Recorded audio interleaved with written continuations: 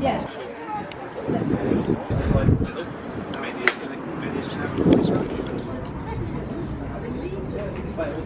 Into some equations.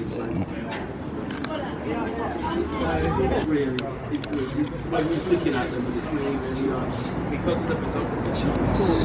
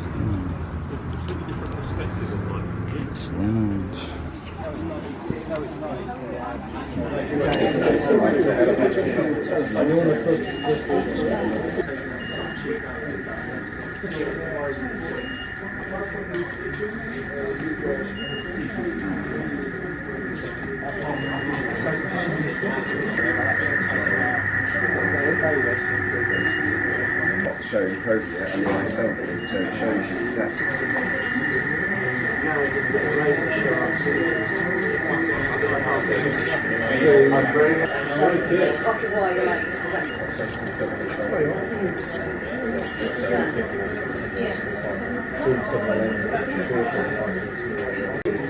Lighter straight away. So by all means rotate the end and you can see it.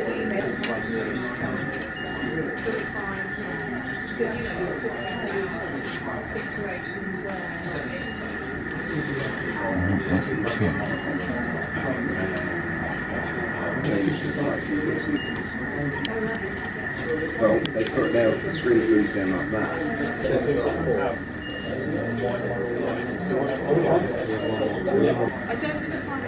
Do you know I don't know?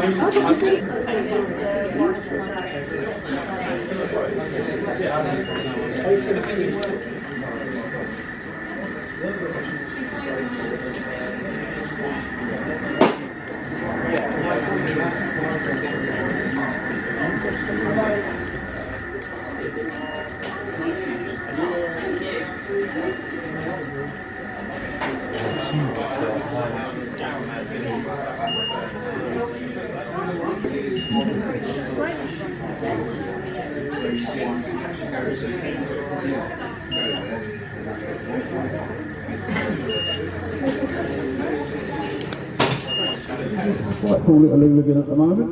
The message is kind of at that point.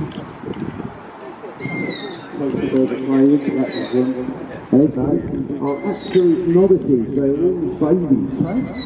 And he's been not quite got the idea yet.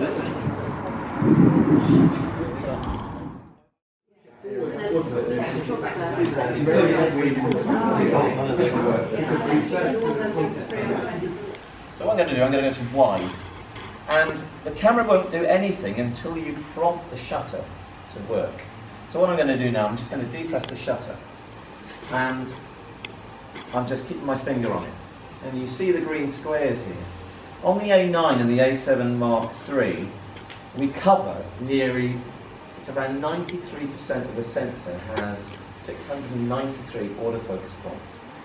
So basically I can cover literally corner to corner. Now for something like today, we're probably not going to worry too much about tracking and movement.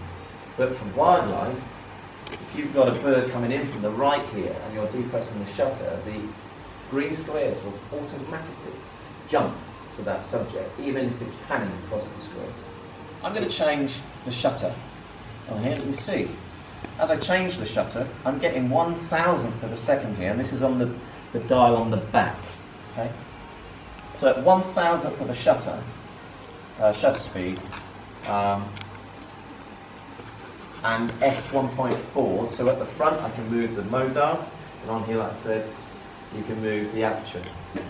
And if you can see, the window at the back at f16 is pretty much sharp, it's in focus. If I take that now down to 1.4, it's completely gone. So the smaller the number in the camera, the more creative and blurred out your background is going to be. The higher the number, the more in focus it's going to be. But remember, the higher the number, you're letting less light in. So your light source needs to be pretty strong. And with the demos that we're going to do in a bit, you know, you've got some perfect conditions here. So back to focusing. If I now go to zone, can you see the little 4 corners that I've got? Okay, so now I can bring all those focus points into that square.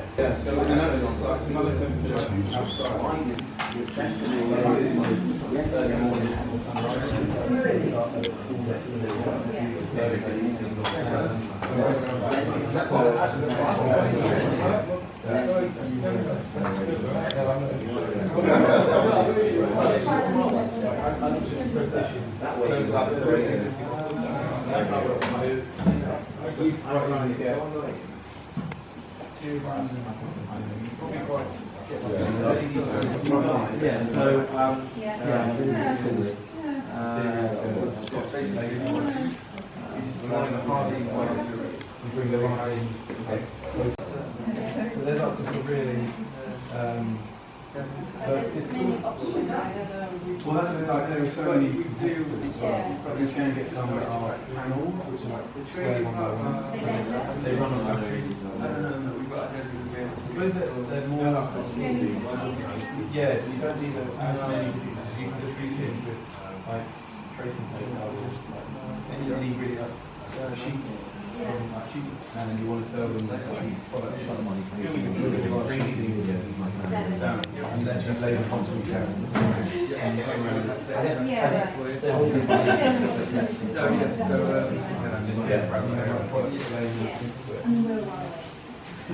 we're on the right line though. Because then the time work table.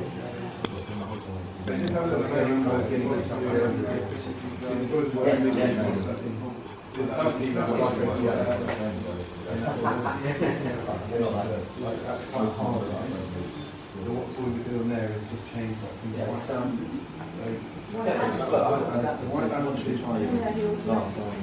Automatic's pretty good.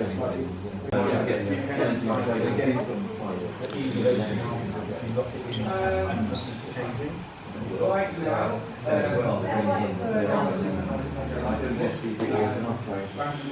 very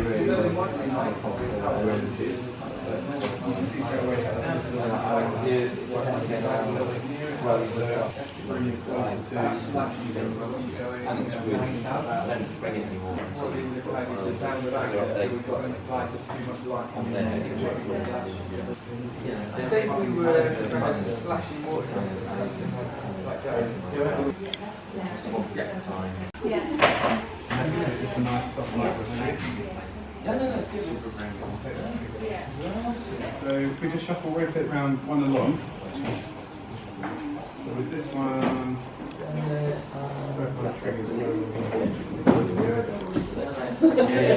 just around the mirror. Where's the triggers?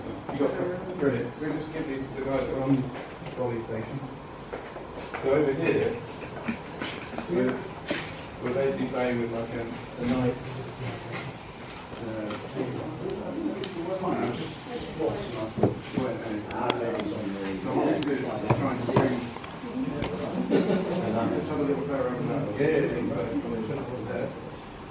Instead of it playing faster, it doesn't pulse, so it feels that frame, you don't get that black bar.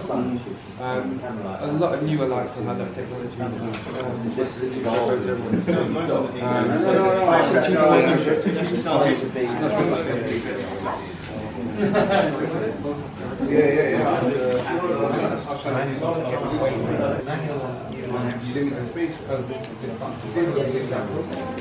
We'll give you the triggers as well.